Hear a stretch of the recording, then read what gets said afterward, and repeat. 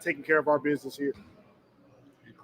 It's pretty weird though. You're 11 over 500, and you're only one game out of the play.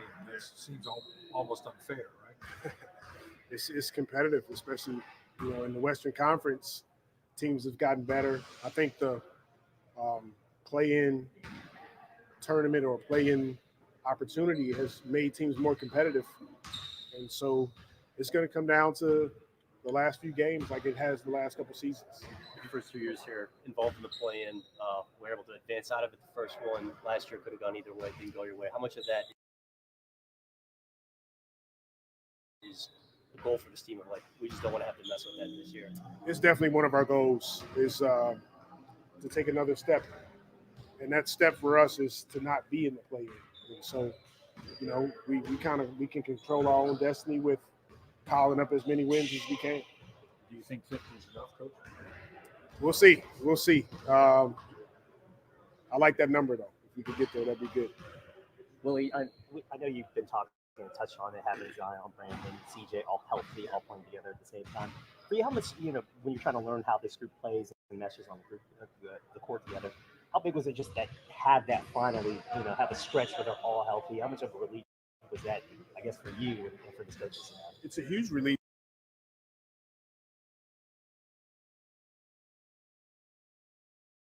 Because it allows us to see what works, what doesn't work, what groups we can play together, how to watch film, get on the floor of practice, and work on the things that those three guys will do on the floor together. What are some of the takeaways when you've seen them that you've gone, all right, that thing works, or then other things you go, I may have to take it. Do you have any specifics of what works with those? I've kind of been talking about it a little bit probably the last couple of weeks, but early in the game, putting the ball in Zion's hands, it's harder to help off CJ, harder to help off Brandon. When he subs out, now B.I. has the ball a bit more. So we've been kind of tinkering with that offensively, challenging that group defensively to be as good as they can and playing with more force to start games, things like that. But we're able to see those concepts because for the most part they've been helpful this season. You talk about that defense. Is that the key for that group? If they all buy in defensively, is that the key to making this team make that next step? That's one of the keys is buying in defensively, and they're taking steps in the right direction, but we know there's still improvement there. How much do you think the experience from these last 2 years make it into the plan, kind of prepares you guys for what this final stretch looks like over the last 2 months? I think that experience, it definitely pays off. And now it's about, putting the work in and being ready to play these games that we have in front of us. They're all going to be important. And it's not the talk that we have more time. We don't. It's a sprint now. And every team coming after All-Star break is going to look to make some moves to put themselves in a position to have a good postseason run, and so are we. Apart from Dice, is everyone good health-wise? Like, you expect to have everyone active tomorrow? Apart from Dice? We'll see. B.I. was out today with an illness, so we'll see how he feels tomorrow. Do you feel like you're better equipped than you are to go a lot deeper? The whole team is retooled. Tell me why. I do. I feel like we're better equipped. I feel like the experience that we had the first two seasons, making it to the playoffs, we had a stint where we played with Zion for the first time. We had another postseason appearance, not the playoffs, but we played a play-in game that came down to the wire. And now, having this same group back together again, healthy, familiarity with each other, and going out and executing and understanding the importance of the details, I think that gives us an opportunity to be good. Really, before the game against Washington, you mentioned you're going to tighten up the rotations, especially after Dice got hurt. Now you're talking about sprint to the end. Can we expect to see more minutes than maybe for your starters, for your key guys moving forward? So I think Zion's on the pick here this month, play 3 more minutes to the end. Same thing with B.I. in the last few months. Yes, that's the goal. The goal is that their minutes go up a little bit. The rotation gets a little tighter. And kind of move from there and see how it works. It's still one of of the priorities going to be to get that 3-man unit, API, Dave, also the starters playing a little bit better? They haven't really turned that page yet, it seems like. We're working on it. We're constantly talking to those guys about their production on the floor as a starting group, and we continue to try to do a good job of getting our subs in quickly, so that we can put the right groups on the floor together, and that's what we're seeing more and more. Circling back to when you mentioned putting the ball inside to start the game a little bit.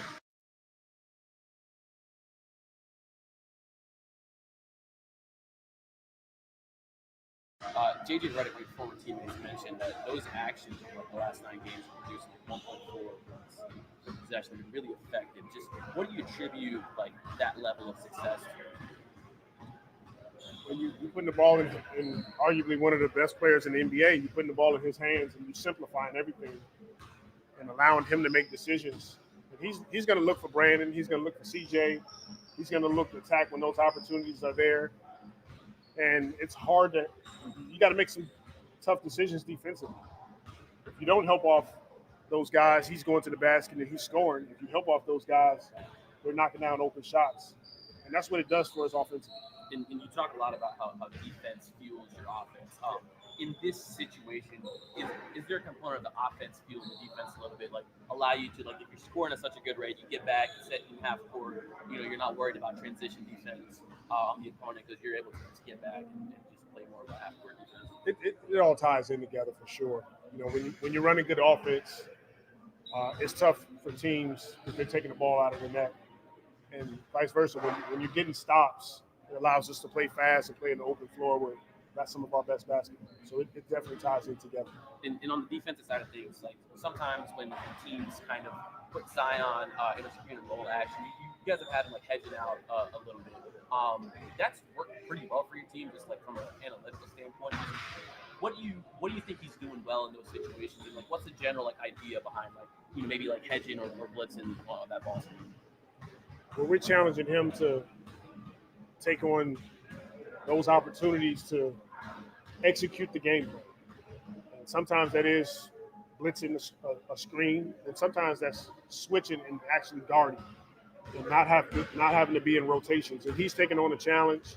I feel like our defense is solid right now, and we'll continue to look at it as the season progresses. But it's really about those guys taking on the challenge defensively, and when they do, we know that it works. And one last follow-up with regards to that, in those situations, he ends up far away from the basket, not necessarily in rebounding position. So is that something you can maybe counterbalance by okay, well, if he's not in a rebounding position, maybe we can get him out in transition if there's a missed basket, Sure.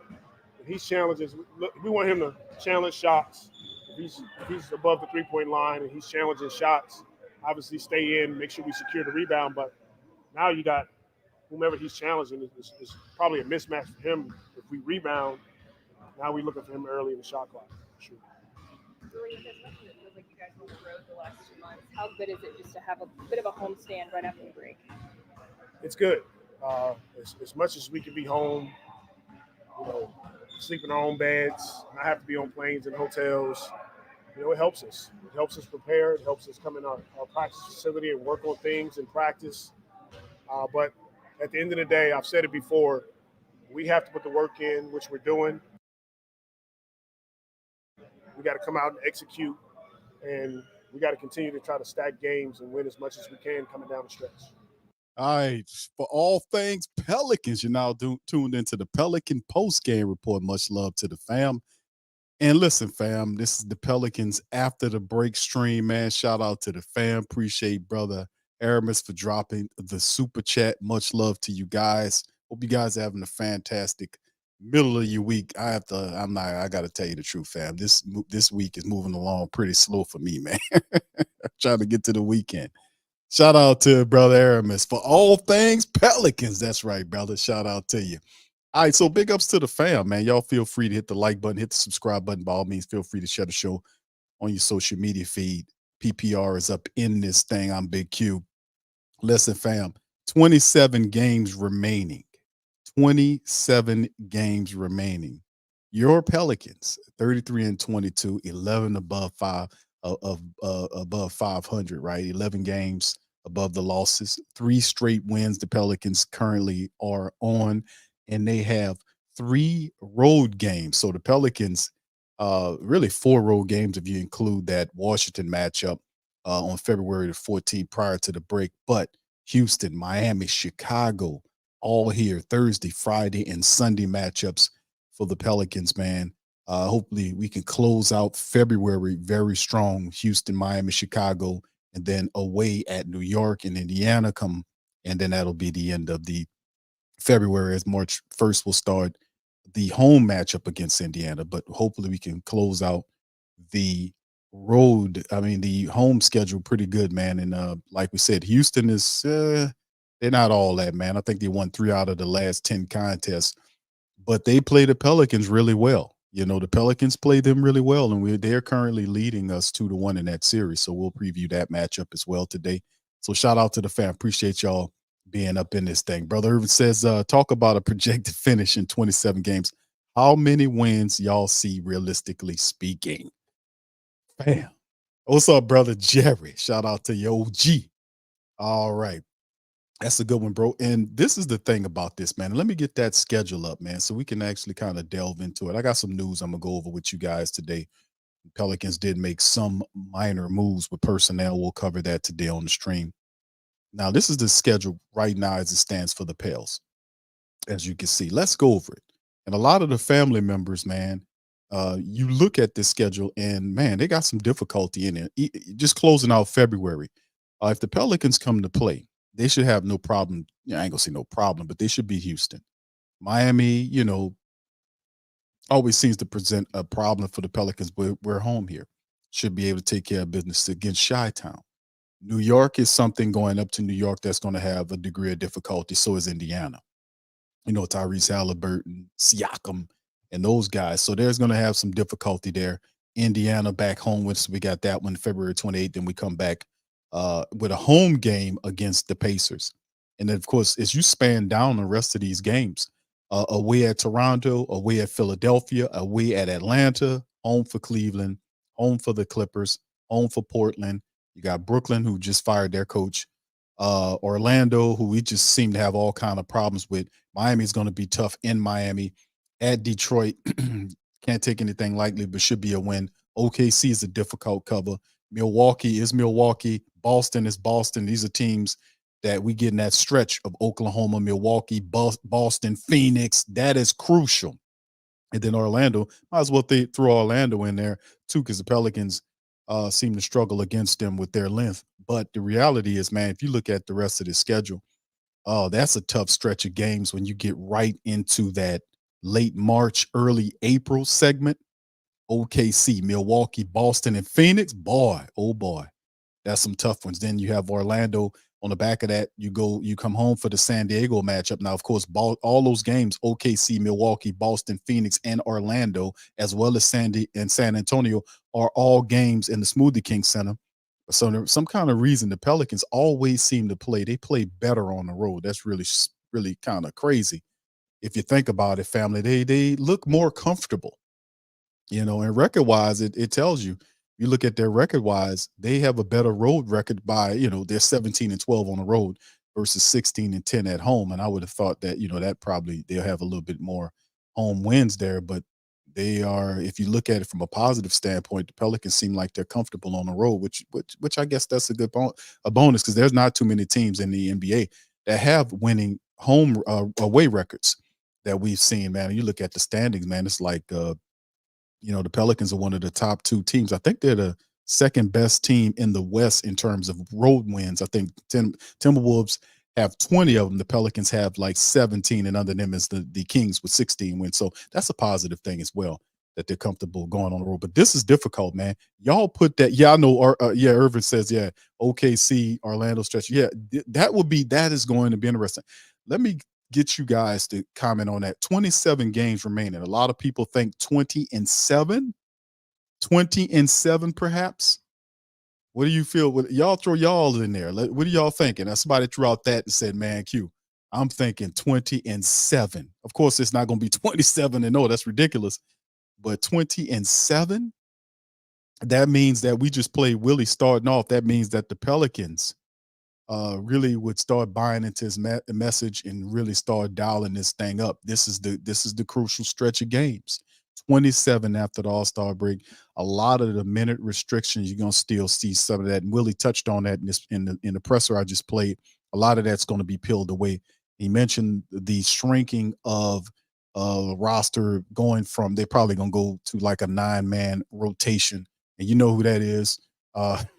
Shout out to Lex, you saying, what's that mean for young Ray Allen? That mean he's gonna be watching the game like us, but he just gonna have a front row seat. So I'm looking at like probably 9 people. I don't think 8, that's ridiculous, but probably 9-man rotations going deep into the season. He's going to try to refine those. And Willie's had issues moving around and adjusting his roster. Got a deep team, man. You really, if he was more balanced in his rotations, he could play 10 guys, a night, and they all get the proper rest and everything. He could do that if he really wanted to, if he was more disciplined with his rotations, but it is what it is. OG says 17-10. Thank you, Dan. 17. That is very logical right there. That's also very commonsensical too, 17-10. But like I said, fam, when y'all start marking these down, if you look at this schedule, let me superimpose this a little bit more so y'all can see this. Hold on. Let me see if can I get that a little bit better than that? All right. So if you look at this stretch of games, man, like Houston, we know the Pelicans dealt with, but if the Pelicans show up, they should beat Houston. Miami is always a difficult matchup. Chicago should be a win for the Pelicans. New York is playing really well right now. They're going to have to step up their game in New York. They go to the Pacers, Tyrese Halliburton, they're playing, really good right now. He's on another level. Then we have them back-to-back nights, February 28th and March the 1st, one on the road, one at home. Then we go to Toronto, Philadelphia, depending on what's going on with Embiid, but Tyrese Maxey and those guys. Atlanta, which should be a good one. Cleveland, which is that Cleveland team is a tough team. The Clippers have all of a sudden got their back up against the wall about the Pelicans, taking them apart the last several games. So the Pelicans, they beat us, handled the business the last time around. So they got their back up against the wall about the Pelicans and not letting them do that anymore. So Portland is another team we should be able to get. Brooklyn also should get wins. Orlando should beat Orlando, but like I said, styles make fights. That's an old boxing term, but it does apply in the NBA as well. Man, Orlando, that length that they have gives the Pelicans problems. But the Pelicans play their game like they're supposed to, man. And like I said, a lot of this is suspect because it's all based on how consistent the Pelicans can be over the next 27 games. So it has to be a mentality with Willie talking about buying into what he's talking about playing defense. And he spoke about the Zion Williamson point Zion thing, which we've seen him go away from that. I don't know what to think about that. Y'all comment in the section about the point Zion situation. They don't really do it, like start the game off with Zion like they did before. And we've seen some good results with that. They'll go into their regular offense and then they'll later on kind of cycle back to the Zion thing. And I thought that was something that they wanted to get him going early in the game, getting him involved early on. But we didn't see that a lot over these last several games or so, where they really just kind of pinpointed and just focused on the Zion thing. Maybe that'd be a point of emphasis over the next 27 contests that we'll see them kind of cycle back to that fact, because we all realize that those minute restrictions that we seen prior to the break, a lot of that is like I said, that's a lot of that's going to be peeled away. Not completely, but you're going to see a lot of that opening up, because the idea is to get him to the postseason, to get this team healthy to the postseason. With 27 games remaining, that's the focus of the health staff and the coaching staff and the administrators. Let's get this team to the playoffs healthy. If we can get them in the playoffs healthy, then that gives us a chance to kind of make some things pop in the long run. So anyway, all right. All right, Brother Aramis says, I got us winning the next 6 to 18 games, as a large part will be on health, but this is going to be a tough stretch here, and I'll also play. Yeah, that's right. And let me finish up on that, Brother Aramis. Let me go on the rest of this staff, because like I said, I was looking at the stretch of games the Pelicans have after they come back from the road. They go on the road for 4 straight games, from Tuesday, March the 19th to Sunday, March the 24th. Brooklyn, Orlando, Miami, and Detroit in that stretch. The Pelicans come home for 5 straight home games from March the 26th, that's a Tuesday, to April the 5th, that's a Friday. And within that 5-game stretch, they have actually 6 games, if I count them. One, yeah, that's 6 games, 6 home games, which is a very interesting stretch. Now, 2 of those games, NBA TV games, Milwaukee and Boston, of course, but 6 games are going to be home straight from the Pelicans from the 26th to April the 5th. OKC, Milwaukee, Boston. Thank goodness that most of these games are not back to backs. They're split apart. But you look at OKC, that's an issue. Milwaukee, you already know. Boston, you already know. Phoenix, you already know. So that is 4 really tough games that the Pelicans are on their square, man. That should be getting the Pelicans rounded up for really getting them ready for playoff style basketball. Because you see in OKC, you're seeing Phoenix, those 2 guys are going to be in the West playoffs. And Milwaukee and Boston are 2 of the top teams in the East. So if that stretch of games, even Orlando thrown in there in April the 3rd game and how they play us, that should be some real pre-playoff style basketball we should be witnessing right there before we knock off San Antonio on April the 5th. And then the Pelicans go on the road from April the 7th to the 12th, San Antonio, at Phoenix, Portland, Sacramento, Golden State, all are road games, there. And then they close the season against LeBron's Lakers in the Smoothie King Center. And that is the game that a lot of people want to see the Pelicans smack the hell out of them. But we'll see what's going on as we get further down. But like I said, Pelicans 3-game winning streak. They have 3 home games this week to finish out this week. Houston, Miami, and Chicago. And just for the family members, February 23rd is my birthday. So yes. All right. Shout out to the fam. All right. So much love, man. Kelv says, I hope they can go 17-10. That is the sentiment, look like the overwhelming sentiment that we have. Jacob, shout out to you, fam, says 20 wins. All right, 20. Okay, he got the 20-7 mantra. Brother Jerome, shout out to you, says 16-11. Trey, shout out to my boy. Trey says 15 wins. So it's all very positive, man, in the end. Anyway, let's move it along, fam. Let's kind of jump into the next stuff here. And like I said, we're going to go over the Western. That's the Western Conference as it currently stands right here. And listen, the Pelicans, they've taken care of business against a lot of these teams, man. And like I said, it all goes back to how the Pelicans go into the next 27 games. What's the mentality, the focus? Do they ratchet it up, that mentality, that intensity, the attention to detail factor? Do they do that? Do they sink in?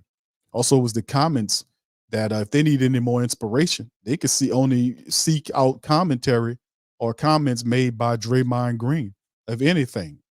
Draymond Green was at the press conference. Old Draymond opened up his big flapping mouth and turned around and talked about the Pelicans, man, and said, he was doing some broadcasting, and he took some opportunity to take some shots at the Pelicans. So Rail Wright, our Pelican contributor at thewhothatdaily.com, he wrote on it. Golden State Warriors Draymond Green, known for his candid and often contentious remarks, recently weighed in on the Pelicans' potential threat in the league during the NBA All-Star break and a spirited discussion with WNBA icon Candace Parker and NBA Hall of Famer Charles Barkley. Green confidently dismissed concerns about the Pelicans as contenders. Barkley's assertion that, quote, nobody wants to play the Pelicans, end quote, especially with Zion Williamson raising prominence, was met with Green's counter. He definitely is taking the next step, but I don't think anybody's worried about the Pelicans. Let me play it. This is what he said right here. And he had it linked into this thing. Y'all put one. Down in New Orleans, they got probably one of the deeper teams in the NBA. I don't think anybody wants to play the Pelicans if Zion is playing great. And it has been nice to see Zion really figure it out this season. For sure, he's definitely taking the next step. But I must say, I don't think anybody's worried about the New Orleans Pelicans. What now? I don't think anyone is worried about the New Orleans Pelicans. Dude, they got. I'm just saying. See, that's the thing. The first time he said, I don't think anybody worried about the damn Pelicans. That's what he was saying. And of course, if Draymond is, he takes shots at the Pelicans. But let me just play this great article by Rel, man.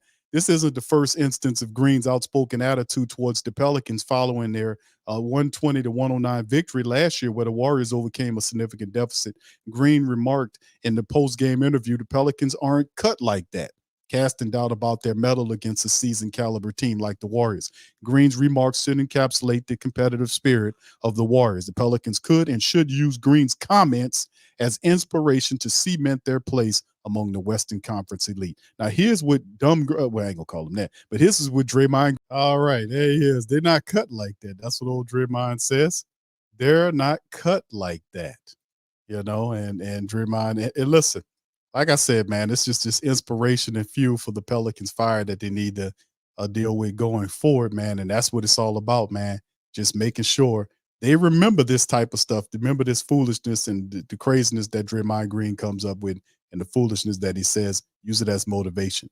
All right, let's move on to the next article, fam, from NOLA.com. Pelicans coach Willie Green says team goal is to avoid play-in tournament this year. Played some of this. Green first 2 years with the Pelicans, Green experienced the ecstasy of advancing out of the play-in tournament and the agony of being eliminated in it. I remember you remember that he was crying and Monty was wiping his tears. Y'all remember that? In 2022, the Pelicans on a pair of do-or-die games against the Spurs and the Clippers that earned them a first-round playoff series against the Suns.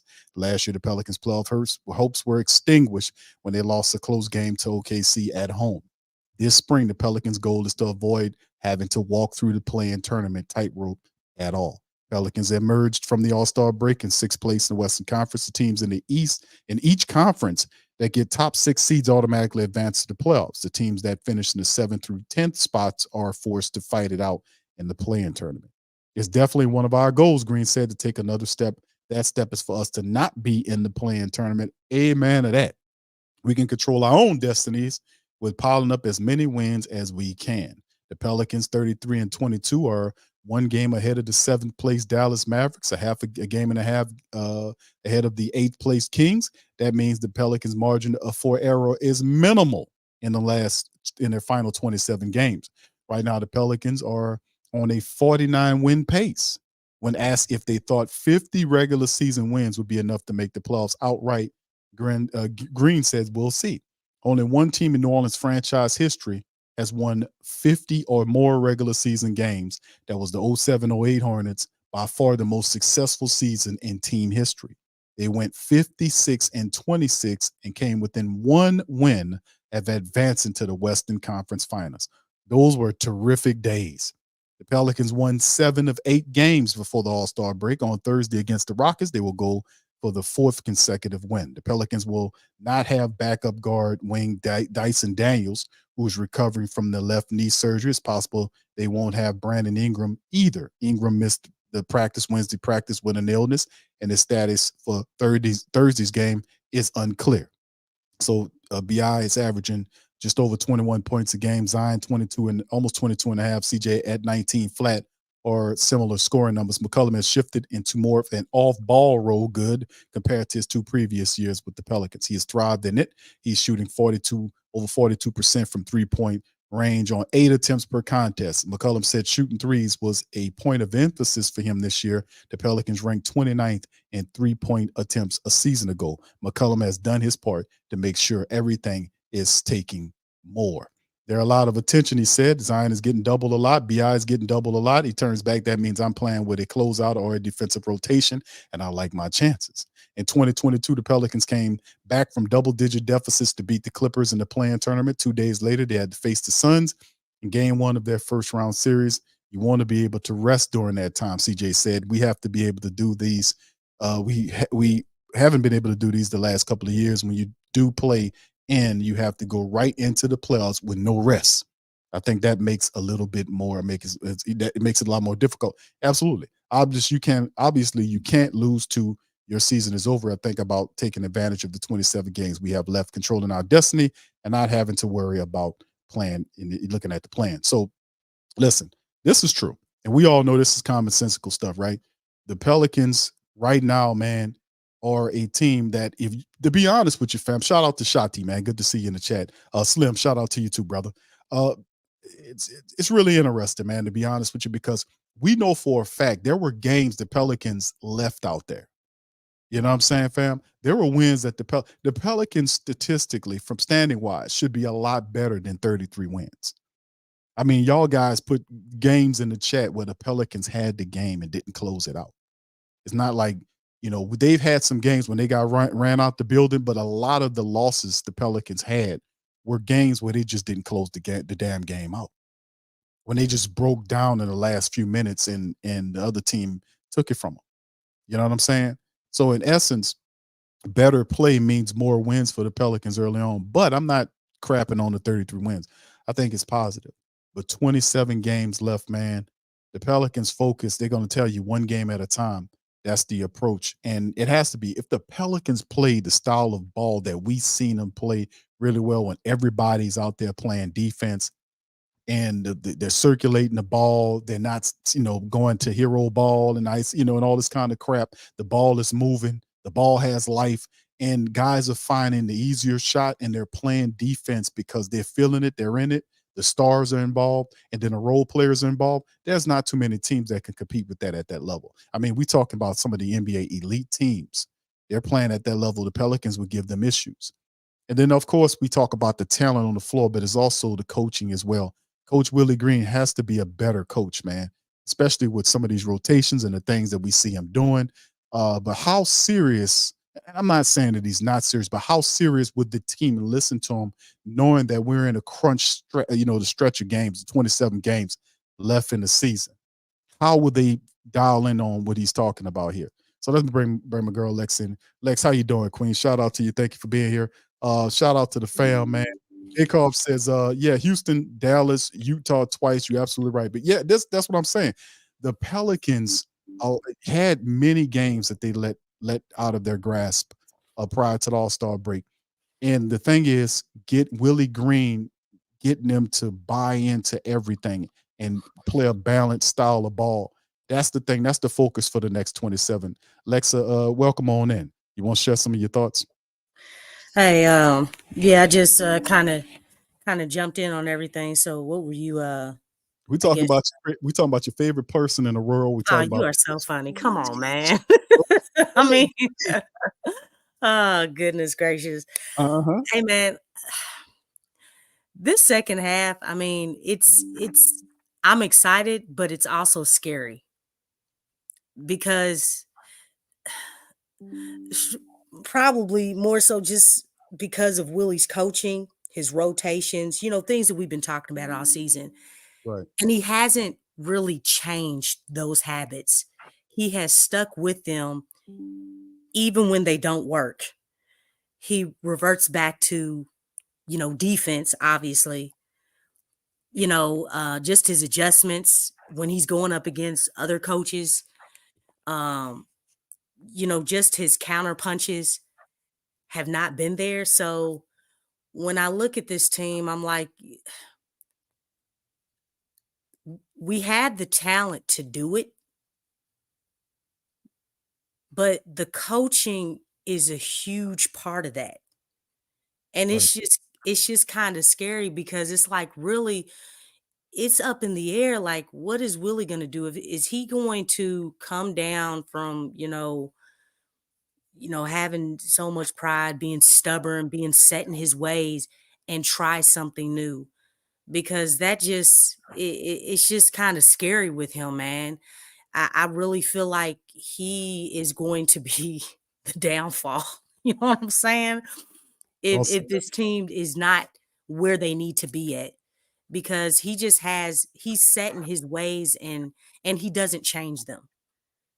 I mean, we got like you said, it's crunch time, and Right. it's time to show up and show out and really tighten up on a lot of things. But when I hear him, I've heard a few of I've seen a few of his videos and pressers and things. And when I hear him talk, I'm like, man, like you're talking about tightening up on some things, but it's like, is it the right stuff? Is it just tightening up on, oh, I'm going to be determined not to play Jayhawk, even though he provides shooting. He's a threat on the floor along with Trigger Trey. You know what I'm saying? It's those things that just, are you gonna be so stuck on the fact, oh, he's a defensive liability? Well, even though Alvarado is a defensive player, he's also a defensive liability. He He's a plays, little guy. but the difference with Jose Alvarado is he's a lot, and I've studied Jose's game. Jose is intense. He doesn't stop. He's sneaky with he's just a great and fun player to write. His personality, he lifts them up. Like the last, several games we've seen, prior to the damn breakers, we've seen Jose come in there and literally flip the energy of the game. He came in right away, got a steal, got a layup, and just really flipped the game upside down. And And I'm not knocking that. right? You talking about his stature, but he's stronger I'm than just he looks. He no, it's not that. When you're talking about strategies, look, I said this before, Big Q, man. Like, there's a flow and a vibe about the game. You have to read the game. It's like there's certain situations, okay, we need to incorporate energy. Okay, we bring in our energy guy. We need a boost of energy. You bring Jose in, but sometimes in certain situations, look, we need some shooting. This is true. We need let's just insert Jayhawk, see if he catches fire. We've seen him do that. Right. You see what I'm saying? Like, there's a flow and a vibe, and you have to read that. That's being strategic. The thing is, there's going to be some games. We've had some games where Jose didn't play a whole lot of minutes, but like what he provides wasn't needed at that time, and that's okay. It's the same. Clearly, we know that with Jayhawk. He's been sitting a lot. But the thing is, sometimes we do need more shooting to add more spacing. And I do want to share this with you. I went back and looked at some games, because I have League Pass, so I'm able to go back and watch games and stuff. You know what teams have been doing when Najee and Jose are playing? They've been playing off of them. Like, the defense looks at them and be like, oh, shoot, we ain't going out there to guard them. If you go back and look at games, they're left wide open because the defense is willing to leave them open. And yeah, y'all take y'all shot. Yeah, we'll live with that. They're cool with that. But if you have Trey in there and you have Jayhawk in the small amount of time that he's played, like, you hear guys around the league talk about Jayhawk. Yeah, they know about him. Yeah. Like, oh shoot. Yeah, we got to cover that dude. If he comes in the game, we have to cover him. Right. You see what I'm saying? Like, even in that small amount of time, they know that they cannot leave that guy open. He's a shooter. Even with the small amount of games that he's played, that dude can shoot. And guys around the league know it. Look, Paul George spoke highly of Jayhawk. He was like, oh man, like this is before their first game. They already knew about him. Yeah, they know. Yeah, they've been knowing about him from, he strikes fear. You see what I'm saying? Like, that is respect. How is it that other players from other teams have fear and respect for Jayhawk? But it's like, Willie, dude, do you understand what you have? Because when you're sitting him, you are just, again, helping the other team out. Oh, shoot, Willie ain't going to play Jayhawk? Cool. We don't got to worry about him. Play off of Najee, play off of Alvarado. We'll live with them, attempting those shots. If they knock them down, they knock them down. If they don't, that's great too. But that's what they've been doing, and they're doing that now. Lex, there's no debating your point. You're absolutely right. They will rather live with Najee Marshall and Jose Alvarado stroking threes than see Jayhawk hitting them for 3 or 4 5 3-pointers a night. They're not gonna let that happen. And then you have sharpshooters. That was the idea for the Pelicans. for years we were talking about the Pelicans having sharpshooters. We need shooting. We need shooting. I remember doing shows when that's all we. And now we got shooters and we're not No, using them. You know what I'm not saying? using Like, one of what? them. Yeah, that's the thing about it though with Jayhawk. Really talking about tightening rotations, and we talked about that tightening the rotations, meaning that you looking at a 9-man rotation, tighten the rotation, 9-man rotation, And and see, that's scary to me. the When nine, he's who the nine, who's the nine, who's going to be the nine of the 9-man rotation, Lex? man. Come on with it, come on, Lex, let's hear it. I mean, well, you know who the starting 5 is. Who's your 4 off the bench? I mean, Trey. Yep. Jose and Najee are going to be playing. Yep. Even with Dyson down, I don't even know if Jayhawk is going to get any minutes. And I know he's going to be a valuable asset in the playoffs. He really is. But you still have your 9th person is Larry Nance. Yeah. So that's your 4. And then of course, we still have Matt Ryan here. Matt Ryan is there as well. So I mean, if I don't even if the team just picked up a new shooter and he shoots 44%. Right. Yeah. His name is Malcolm Hill. Yeah. Yeah, I got an article on that. So yeah, this is the thing that we dealing with here and now. So I agree with you, Lex, about the philosophy about Willie Green, but he goes more toward the defensive side of things to his detriment. And I often say, where is Borrego? Because he respects the hell out of Borrego. I know Borrego, as an offensive-minded coach, understands and knows the importance of having a guy like Jordan Hawkins out there. And there was the pressure from people outside of the building, the family base that was kind of always putting it on the reporters to kind of nudge at Willie about what's up with Jayhawk. And then even to the point where Willie called him Ray Allen or young Ray Allen or whatever terms him. And I keep mentioning, that's why I call him Lil Ray Allen, because that's exactly what he said. He compared Jayhawk to Ray Allen, Steph Curry, and Klay Thompson. And even though Klay Thompson's role has changed, and he is still getting clock. He comes off the bench and he still gets clock. All those guys he named, they don't get DMPs. No. So why are you DMPing a Ray Allen? Why are you DMPing a Steph Curry? Why are you DMPing a Klay Thompson? Nobody in their right mind is going to do that as a head coach. That's crazy. Well, I'll tell you one thing. Willie's doing it, and I can tell you why. A lot of time Willie's doing it.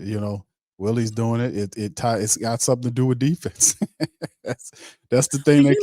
You know what though, Big Q. The thing is, and also Lex, his defense ain't no different than McCollum. But he relies on his that's McCollum can't play defense. Have you actually looked at McCollum's defense? It's horrible. Lex, he is some games better than others. Let me just say. Everybody talks about Zion's defense, BI's defense. Man, CJ's defense is atrocious. Yeah, but Lex, let's not act like he has the greatest defense, because he doesn't. But they're not. But he still is a veteran. That's the whole thing. Willie trusts his vets. A lot of time, it's the guys that get you on the floor. It's just the temperament. He's been broken down. You know what? We're not. In that case, then we're not. Hold on, Lex. I'm saying that he was we've psychoanalyzed Willie Green. It's not hard to tell with Willie. We know what it takes to get minutes with Willie Green. If you're a young player like a Herb Jones, your defense gets you there. Your offensive game, that's how pretty much what Herb did. He developed the offensive game later on, but his defensive game got him there. He even worked with Dyson Daniels. When Dyson Daniels' defense is there, he plays him. Even when Dyson wasn't even giving many points. It was nice when Dyson would put up one attempt. It didn't score any points, but Dyson was still getting minutes. So it's like CJ McCollum is a veteran. He trusts CJ McCollum, even though CJ know he does. All that. No, CJ's a politician, so he's a politician. So that's what I'm saying about Hawkins. Hawkins is a guy that got to earn his bones with Willie, just like most of these guys doesn't. He does recognize them as you're going to lose these guys. You know what I'm saying? At some point, it has to switch because you can't. Yeah, it does. This is dangerous territory. It's really dangerous. Right. It has to switch at some point because 27 games remaining. Willie's coaching in his final season here. The team, they with a healthy Pelicans team, I don't maybe it's enough to me. I don't think it's enough just for you to get, because the team is talented enough. It's a playoff team already. If they're healthy, it's a playoff team already. But me, I want to see a They series. straddling the fence, Big Q. How so? How so? Because we in a juggle right now as far as with what? The 6th and 7th seed right now? Yeah, it's not much separation. Let me get that. Yeah. So that's why I keep saying, like, we're not in the playoffs. We're straddling the fence because we're like between like 2 wins and a couple of wins or whatever, as far as, you know, being a play-in team and being a playoff team. So I just, again, that's how it's been going all season. It's been juggling in like maybe 3 or 4 different spots. I think we've been in the 5th spot like maybe 2 or 3 times, but that was very short-lived.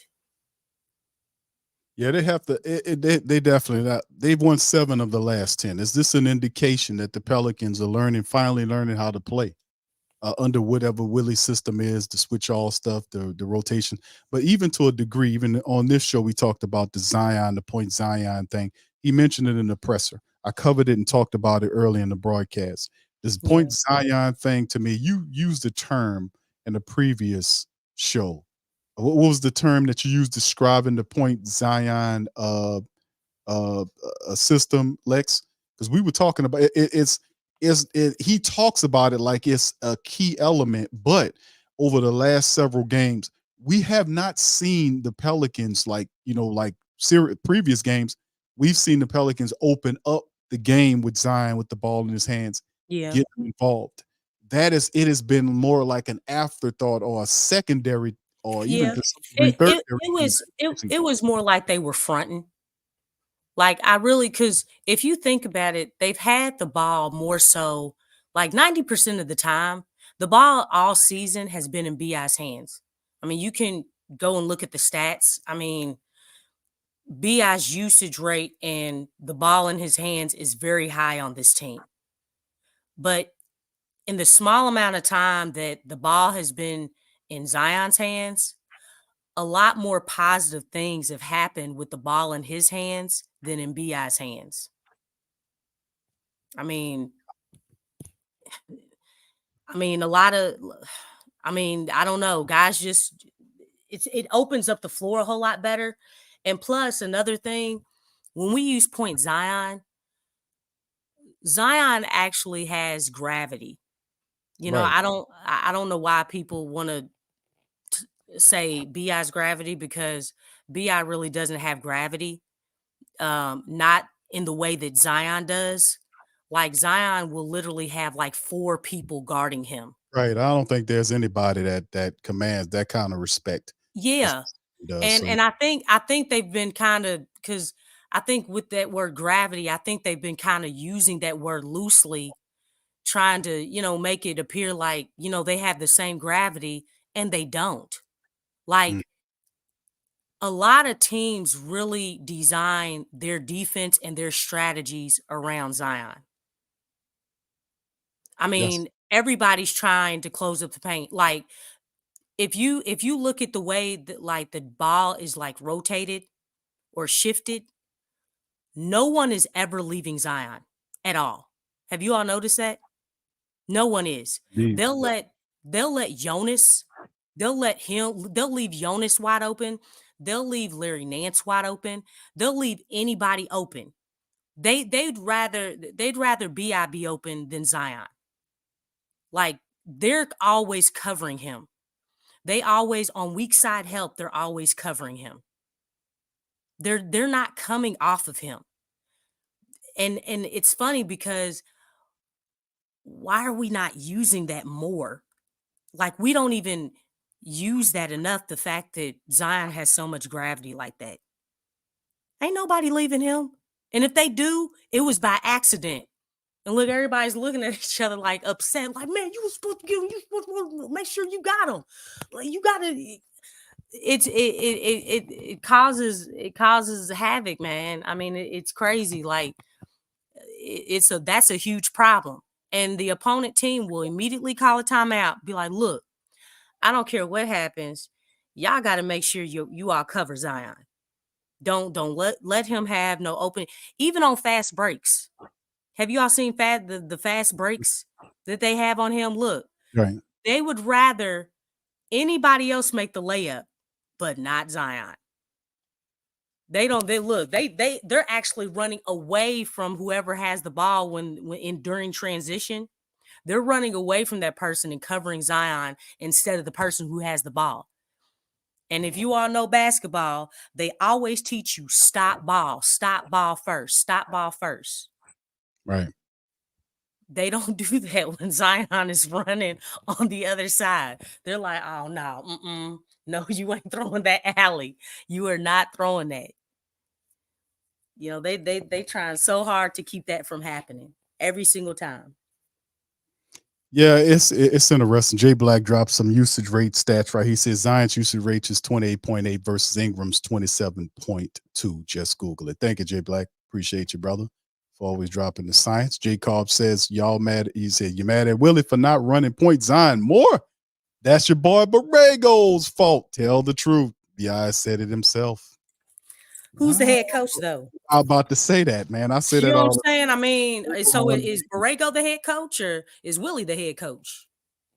Yeah, that's the point. I always throw that on them when we talking about the Saints. People say, "He ain't at fault, Q." I'm like, well, who the damn head coach is? Head coach is the boss of the team, man. He the boss of the team on the court. Everything flows through him. Like Jacob said, it ain't Willie. It's the medical team controlling Zion's minutes. And you know who that is? Okay, we getting into that. Well, in that case, is Dr. Octopus's fault. There you go. You know what I'm saying? Because it starts from top to bottom, right? You know what I'm saying? You know what though? Okay, well, let's get into it then, Big Q. Let's get into it.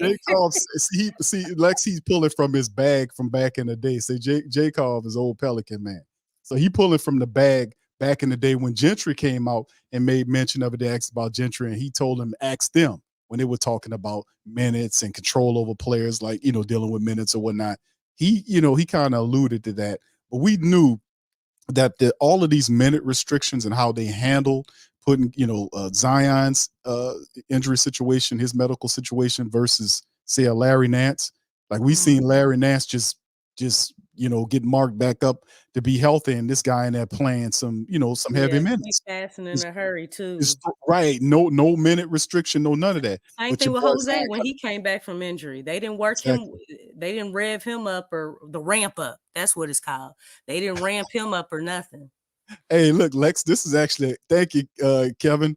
This is actually a hell of a shirt. He says free Jordan, free Jordan Hawkins. Oh, yeah. Yeah, I've been seeing that. Yeah, that's been over social media, but yeah. There you go. All right. Hey, Big Q, yes. I'm going to go out for just a second. My screen locked up on me, so I'm going to go out and come back in.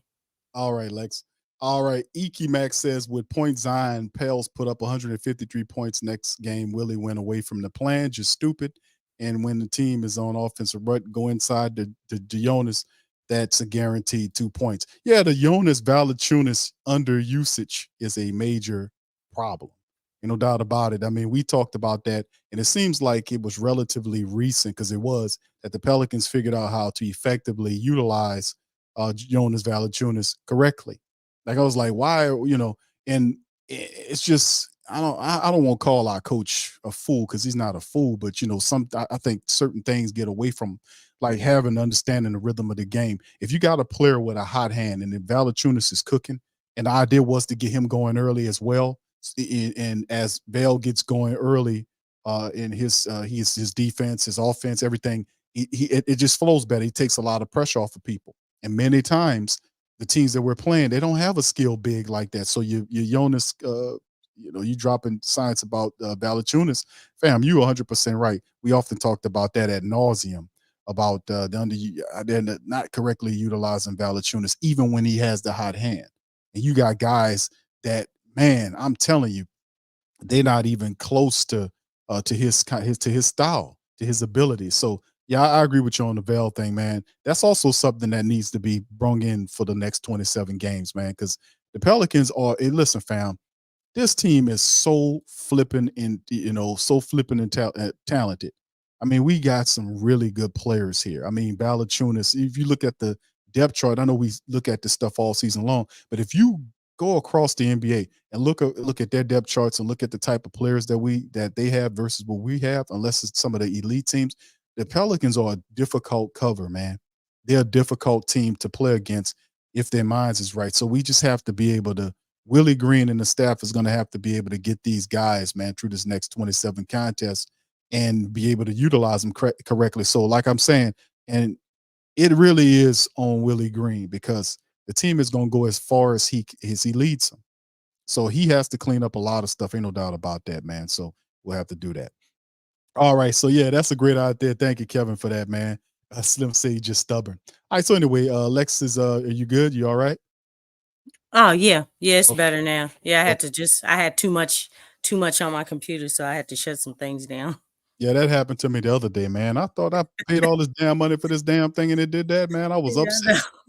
Like, All come right. on. Yeah, come on, man. This ain't no machine, man. It's working with something over here. But anyway, this is let's go hit some news and then we'll bounce back to talk about Willie and we'll preview the Rockets matchup. Pelicans signing Malcolm Hill the two-way contract. New Orleans Fields is available two-way roster spot with the addition of Malcolm Hill. Shout out to brother Terry Kimball and the Pelican Scoop.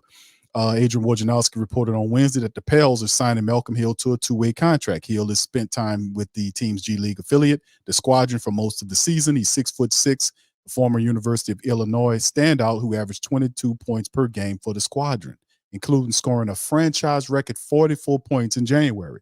Hill shot 40% or over 40% from the three-point line.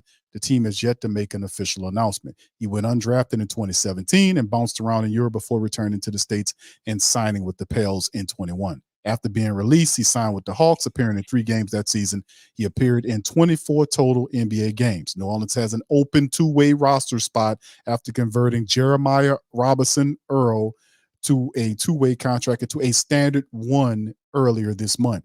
Pelicans' active roster remains at 14. With one more available spot left, New Orleans opens their post-All-Star campaign on Thursday, hosting the Houston Rockets. So that's a little bit of information on that. Also, let people know that the Pelicans did assign EJ Liddell to the Squadron. So there you go, EJ Liddell.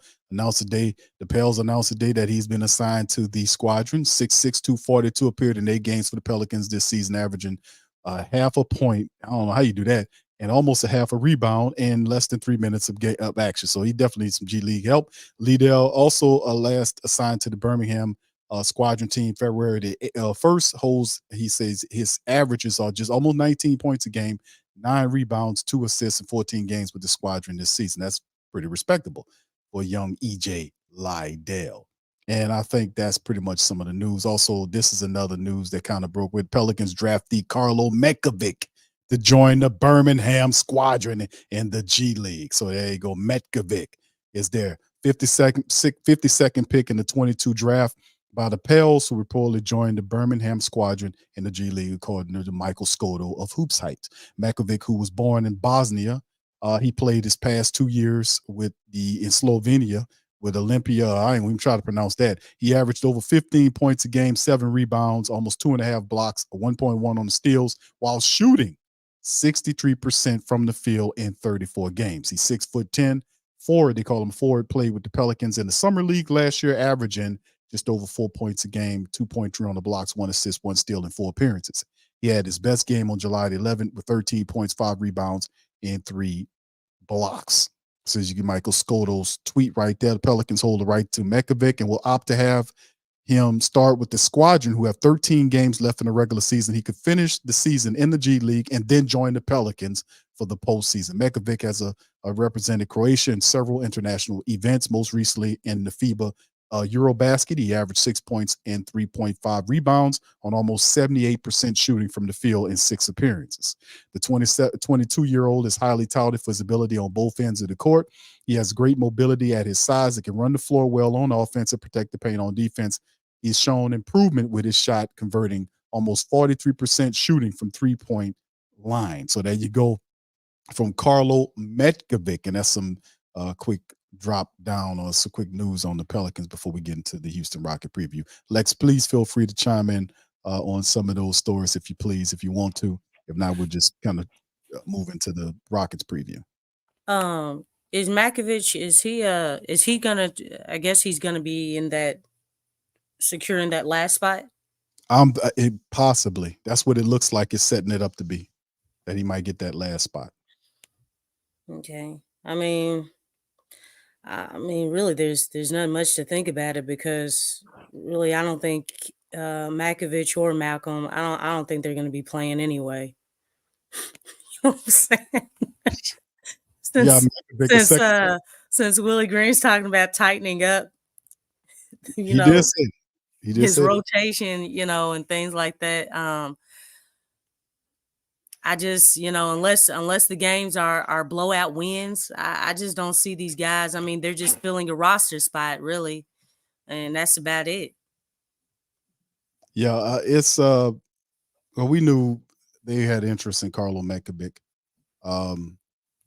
Like I said, I think you're right. Based on Willie's behaviors, you probably won't see a Carlo Metkovic. I mean, you'll see Zeller before you see a Carlo Metkovic, but I mean, this seems like more of a future thing for the Pelicans to get him here. So, I mean, it's definitely something going on in the future, but not so much because, like you said, Willie Green is not going to put Carlo Metkovic in the game.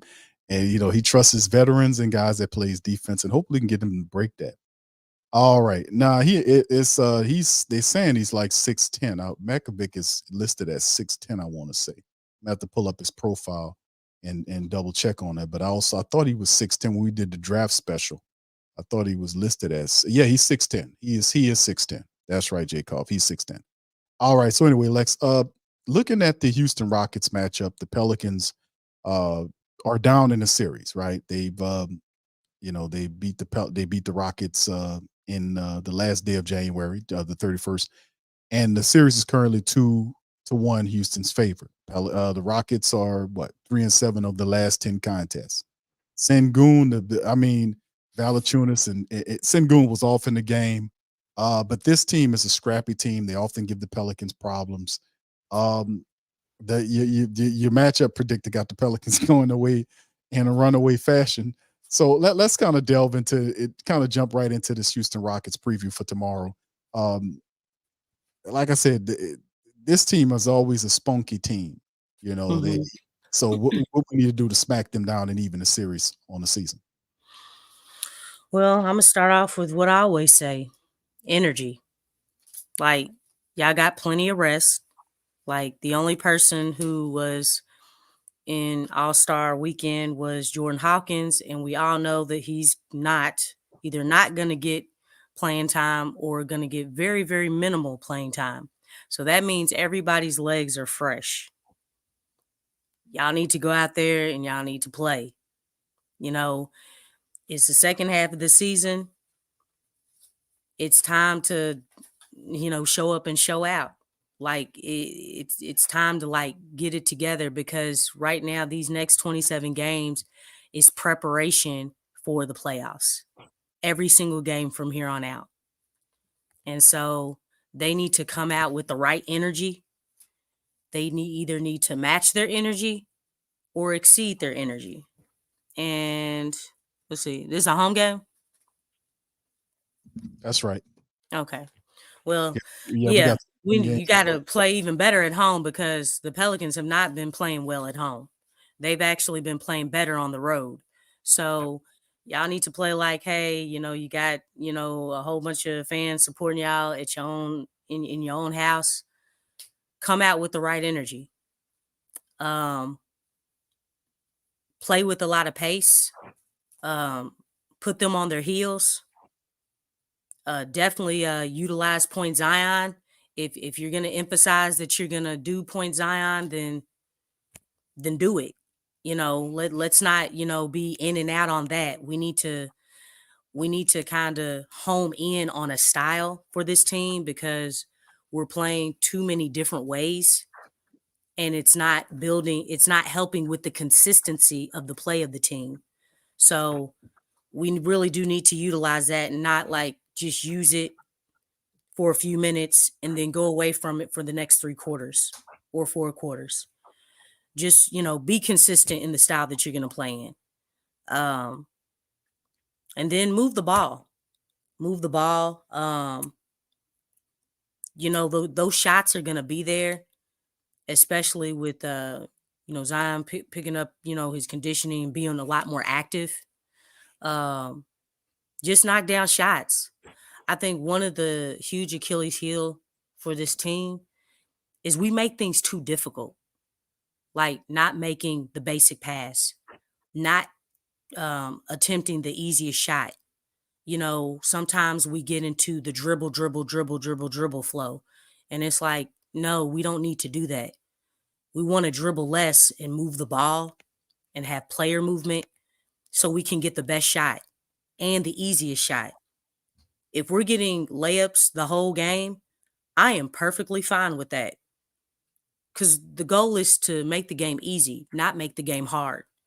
I know sometimes we will have tough shots at times, like during the game, but tough shots shouldn't be like all the time throughout the whole game.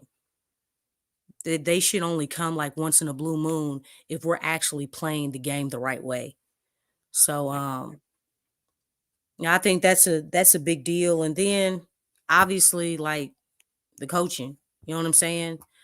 Feeling the flow of the game, understanding the flow of the game and making the right reads as far as rotations and things. So it's time to just play, good basketball.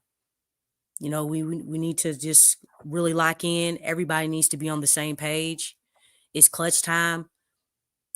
This is it. This is it. And every game is going to be like this. So definitely they got to take it one game at a time. But yeah, definitely coming out with that right energy and maintaining that energy throughout all 4 quarters is going to be key. Yeah, I agree. I think this Rocket team, man, I got these stats up here with the Rockets, and if anything, uh, they're a team that will give you play some defense on you. They're top 10 in opposition points per game. That's top 10, 112.7. Top 5 in opposition field goal percentage. They're there. Top and even in top 5 in rebounding. They're top 5 in the NBA in rebounding. So I mean, they're going to play now. They kind of stink everywhere else, and they're still trying to figure it out. But we've seen this team gave us problems before because we didn't have that reach that energy and match that. So we definitely Yeah. got to step our games up against the Rocket team and keep this winning streak going. So yeah, that's much love on that, Lex. Kevin says Q really need to place more emphasis on Larry and other role players to drive to the lane and become more score minded. So many times opposing teams at loading up on BI and Z on those top handoffs. All right, thank you, Kevin, for that comment. He also said major off the turnover happened because we forced passes to BI and Zion as well. All right, majority. I got you, Kevin. All right. Man, I tell you what, Lex, you wanna I just think that, like I said, Pelicans after the break, we have to focus on that one, and I know it sounds cliches, but the one game at a time approach that most people have. That's what we have to focus on here. And like I said, yeah, Willie needs to do better with his rotations. And this is the time. He's this 3rd year here as a head coach. I mean, we have to see some major improvement. And this is the step in which a lot is riding on it if Willie can't get this team deep off in the playoffs. I don't know. Probably the Pelicans would be happy of bringing Willie Green back if the team just happens to make the playoffs. But I would like to see, as a faithful, the Pelicans win a series and move in deep off into the playoffs, man, and build some experience as a unit together going forward. I think that's what it's about. But feel free to chime in, Lex. Oh, no, I definitely agree. I think also going along with, what was said in the chat, one thing that's really going to help is guys got to be ready to knock down shots because they're getting the open shots. We got to do a better job of just, knocking, making teams pay. I know if I was Najee or Jose, I would be offended if somebody's playing off of me to double on Zion, to double on BI. It's like, man, then if that bothers you, knock down your shots. Become a threat out there. And I think everybody needs to have that mindset, because if everybody has it, because the thing is that those double teams and triple teams and quadruple teams are coming, because the teams are gonna pick their poison. They're gonna be like, look, yeah, we're gonna leave them open. If they do that, then knock down your shot, because you're wide open. At least for like 2 seconds, 3 seconds, whatever. That's enough time to get your shot off. But they really have to knock down shots. And then another thing, the rebounds. I think the rebounds have really been kind of challenging for us, but it's gonna have to be a collective thing as far as getting those rebounds, because the rebounds, as I always say, is more possessions. More possessions are more opportunities. And so if we increase those opportunities as far as having the ball compared to, the other team, there's a high probability that we'll win the games. And then the next thing is obviously your favorite is hitting our free throws. Obviously we already know about the situation as far as calls with refs, but when we do get the calls, we got to knock those shots down. And I think we've actually been improving in that area. So I'm expecting for the team to continue to improve and do their thing at the free throw line. Yeah, I hope so. And you're absolutely right. I'm a fundamental guy. I like winning the game, how the game's supposed to be won. Fundamentally speaking, if you get free throws, the term is free throws. They call it a charity stripe. I mean, it's supposed to be something that's next to free. I mean, this is just take it. We're giving you this. And like I said, sometimes we don't always see Zion. We've seen over the last several games, they've been giving Zion some more calls for him to get there. And he did have a game where he hit all of his free throws, but we need to see a better shooting performance from the foul line. Also, I'm heavy on rebounds and low turnovers.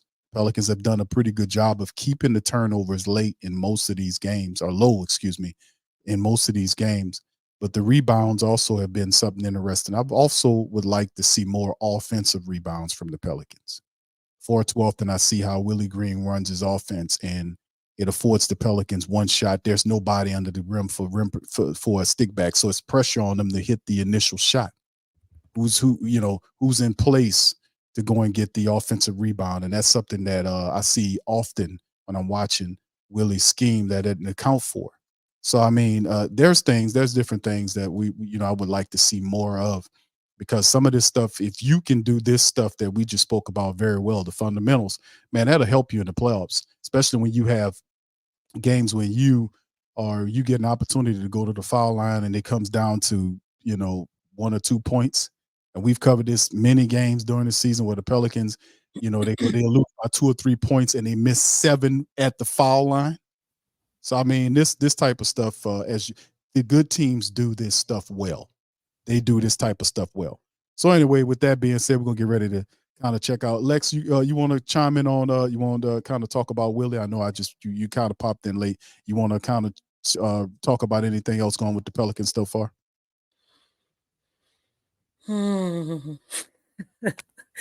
Just They said free Lexxah. That's what they told me. Kevin says free. Hey, I mean, there's a lot of things. There's a lot of concerns, but I mean, they just got to play the right way, man. I mean, we've all been waiting for this team to break out of this rut and really win at a high level. Not just win, but win at a high level. There's a difference.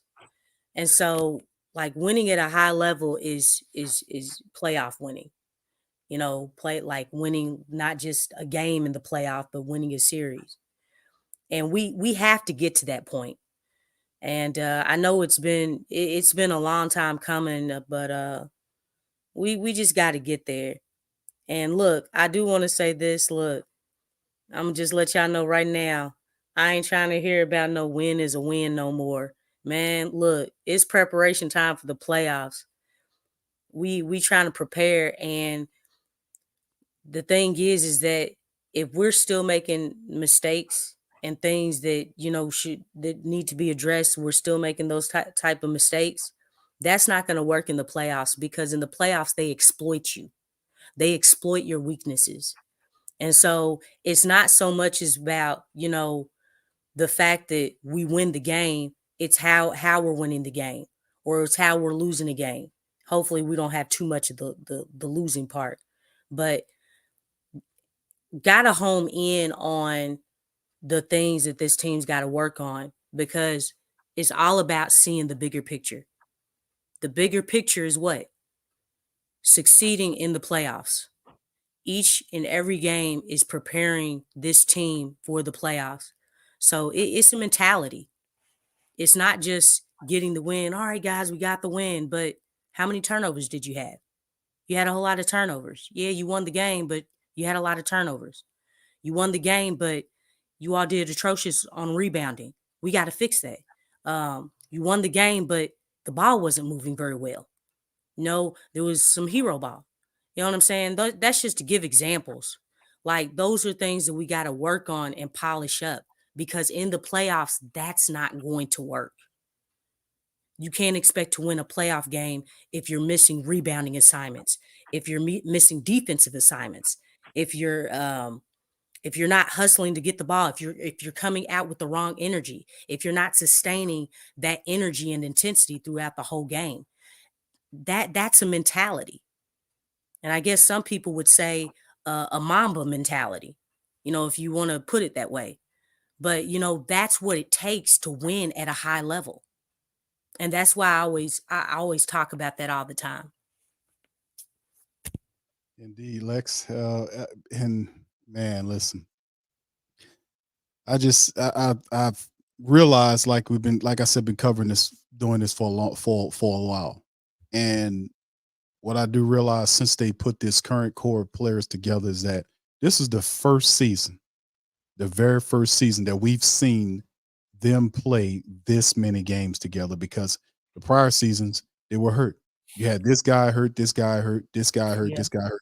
And then you got a coach, a new coach, not an established coach, or a guy like a Doc Rivers, or somebody that has an extensive Coach Bud, or anybody like that have some some really good coaching experience and championship experience. You mix that up with a rookie, head coach coming in who never was a head coach before. He's learning as they're learning. So you got all of this going on, and now it's a pressure cooker, because you got all these guys healthy for the first time since they've been together, like for an extended period of time. And Willie has to figure a way to make sure he keeps this all moving. So he gonna have to heavily rely on guys like Borrego and the rest of these staff, these guys that he picked to be his guys to do it. So at the end, it's a pressure cooker right now in the Flocking Nation. Let me tell you what, we don't want to hear nothing. We don't want to just see you just make the playoffs. We want to see at least a series win, that you beat or challenge somebody in the series or do something, man. Shouldn't be no, you're not going in as an 8 seed. You going in, you should be going in there in the playoffs as at least between 1 to 3. I mean, 1 to 3, even one at the least, very least 4. I mean, they're tied with the Suns. So I mean, they got to take care of business, man. Everything got to ratchet up several degrees for the Pelicans, man, moving into this thing. Like I said, a lot's hinging on this. Go ahead, Lex. And Big Q, the thing is that this is not just the Pelicans coming out. Like, everybody knows that is a playoff contender right now, or a play-in contender. They know that it's time to turn it up. The Pelicans aren't the only team in the league that knows this. So this is everybody. Everybody is trying to, rev it up. Everybody's preparing. So we can't think that, we're preparing and we're just going to be cool about it. No. These other teams are coming. They're trying to get it too. They're trying to polish up and get better, and execute and all those things as well. So that's another thing that we have. We're about to see other teams their best basketball as well. So it's not going to be easy. And we don't want it to be easy because in the playoffs, it's not going to be easy. We need these challenges and we need to step up to those challenges. And like I shared with you earlier, Big Q, as far as with Draymond Green. Draymond Green said it again over All-Star break on Sunday. He said, ain't nobody out here worried about the Pelicans. That's what he said. Earlier in the season, Draymond Green said that the Pelicans weren't built like that. It's time to show that you are. And, it's time to show that, hey, the league does need to worry about the Pelicans. But in order for that to happen, the Pelicans have to come out and be about that. Because I keep saying, and I don't know if they remember that or not, but, and I know a lot of people don't like Draymond. I don't care for him either. But you know what? He is a champion. So you got to respect him to an extent. And if, he's saying something like that, it's like, you got to start showing the league that you're up for the challenge. Right. I agree. I played that too, Lex, early in the show, right after the Willie Green interview. Our writers, Real Wright at the whodatdaily.com wrote an article that's on screen. I just sent it to you. That has that very tweet, that video, a slice of the video where Draymond Green he says it twice because Barkley didn't hear it the first time. He said the first time he says, it's nobody worrying about the damn Pelicans. And then Charles said, what? Because it was kind of loud. And he said he changed it to nobody's worried about New Orleans Pelicans. But also, Rel did a really wonderful job of adding a clip which speaks about him saying that the Pelicans aren't cut like that. He said cut like that in the interview. So yeah, that's an article I just sent you, so you can check that one out. But yeah, it provides. This is Draymond Green, a championship player, a part of a Golden State dynasty, a big part of it, the heart and soul of it, pretty much. Without him, a lot of that don't get going. But he's the guy that's telling them about, he's a big mouth guy, but in the end, he's the one that's saying the Pelicans, they're not cut like that. There's nobody worrying about them. And like I said, they need to take that as a challenge. You've been mentioning that a lot. We've been talking about that part of the game. That's very disrespectful, but that should be used as motivation for the Pelicans to do something. They should get up, this should be a motivational factor. So before we get ready to leave, listen, shout out to the fam. Appreciate y'all chiming in. Please feel free to hit the like button, hit the subscribe button, and feel free to share the show on your social media feed. Shout out to Mark T963 coming on over from different platforms. Shout out to you, fam. Shout out to Tevin saying Lexxah talking like the team made it to the second round already. We know we have some. She just, but that's the temperament family of the Pelican base. We got to remember that. That's why I'm like a historian. I really like the history of things. I'm good at that. But this is the thing, that remind the family members about the fact that the Pelicans, man, this is like people like this the first year, man. Really, it's like the last year, because all of the time frame then they put the core of the team together, being all the injuries, ate them up for all of those years. When they finally healthy, is at the back end of that situation. Like you're in that fourth situation. Willie's in the final year of that contract. So I mean, this is like toward the back. So he has the pressure of having to gel this team, or getting them to get together now. I mean, the injuries ate away the timeline. So the Pelicans right now, they're going all in on this team, and they believe that this team has what it takes to take it to that next level. And the truth is, this team does have the talent to do it, but can the coaching and the talent get on the same page consistently is what we're trying to say. That's what it comes down to. And we'll find out. Lex, 27 games left. What's your call on how many of the 27 the Pelicans win? In theory or actuality? I'm saying in your honest estimation, realistically speaking, how many games do you feel that the Pelicans will win out of the final 27? Can you put up the schedule? Sure. Hold on just a second. I had it up for sore. Hold on. I don't even know what the schedule looks like. Is it hard easy, a They, medium type schedule? they have some stuff there. They do have a few games, a stretch of games that are pretty difficult. Okay, Houston, we got 3 home games: Houston, Miami, and Chicago. You got then we February the 27th and the 28th. The Pelicans are on the road against New York and Indiana. They come home for a home game, excuse me, March the 1st against the Pacers. March the 5th, they travel to Toronto. The next game is Philadelphia and Atlanta, 3-game road trip. They come home for 3 games: Cleveland, LA, Clippers, Portland, and then they're back on the road for 4 games: Brooklyn, Orlando, Miami, Detroit, and then Lex. This is a serious stretch of games from March the 26th to April the 3rd. They have that last stretch is like, pretty tough.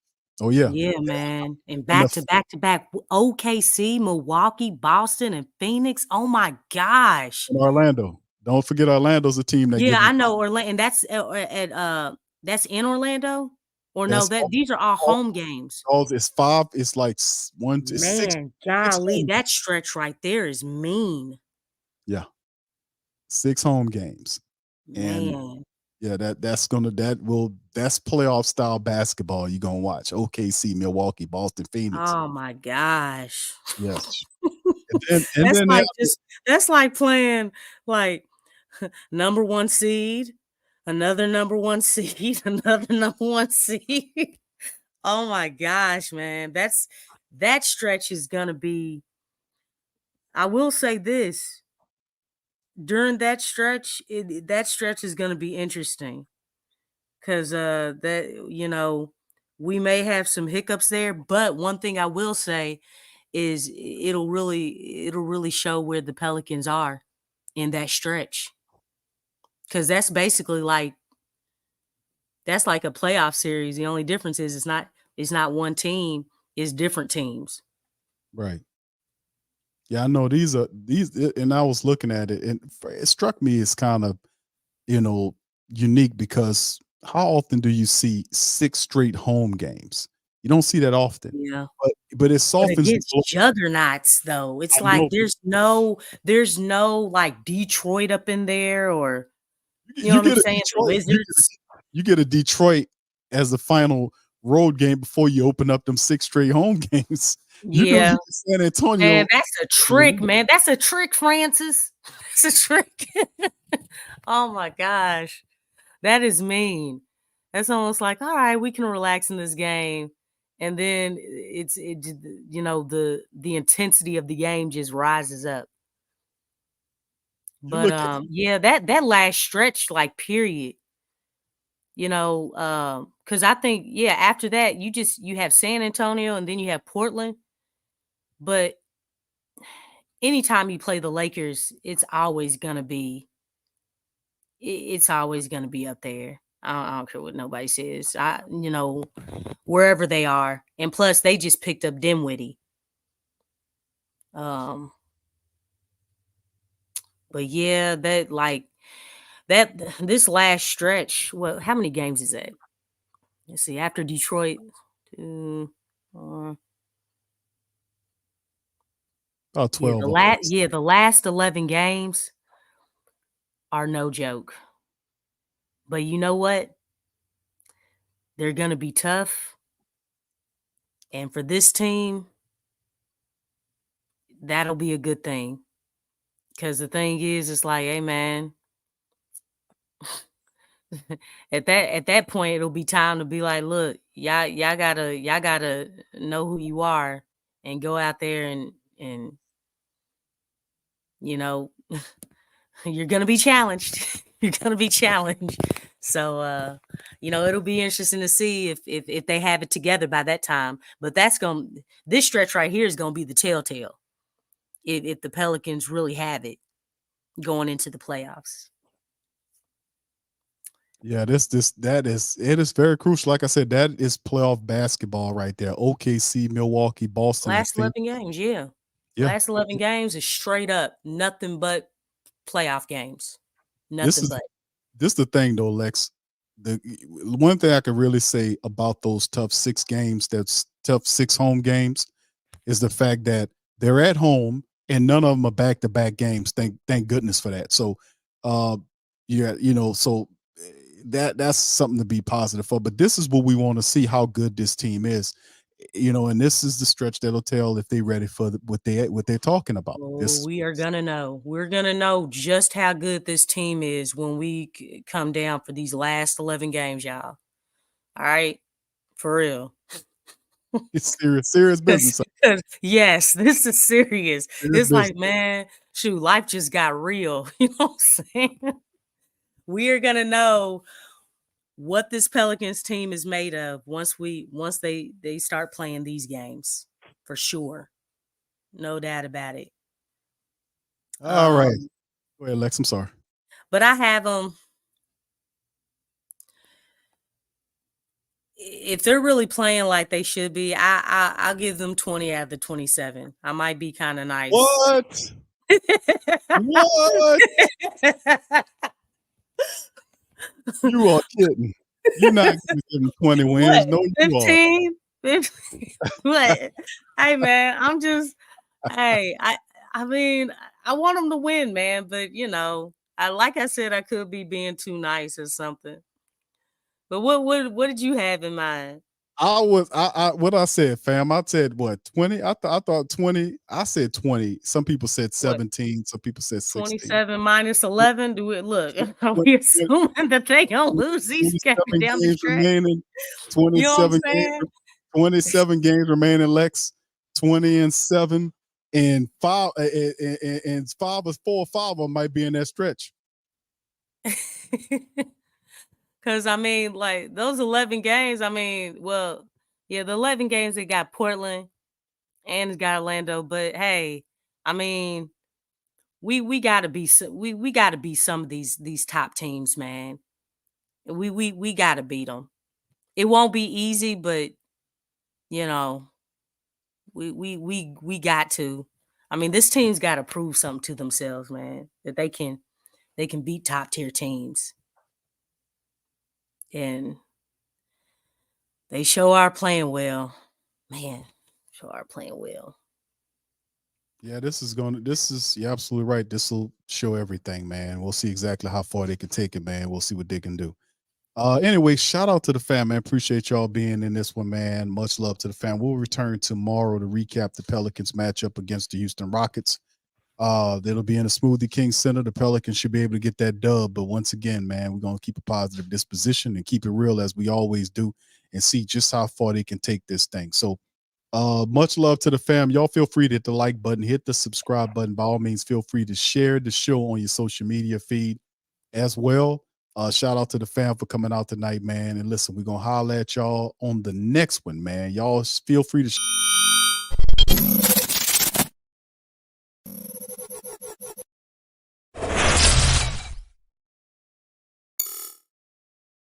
TheWhoThatDaily.com. That's right, TheWhoThatDaily.com. Your one-stop shop for everything New Orleans Saints, New Orleans Pelicans, LSU Tigers, even the top flight boxing news. So if you're a Who That and you're looking for a place to stay up on your team, TheWhoThatDaily.com is your site. TheWhoThatDaily.com for the sport Who That in all of us.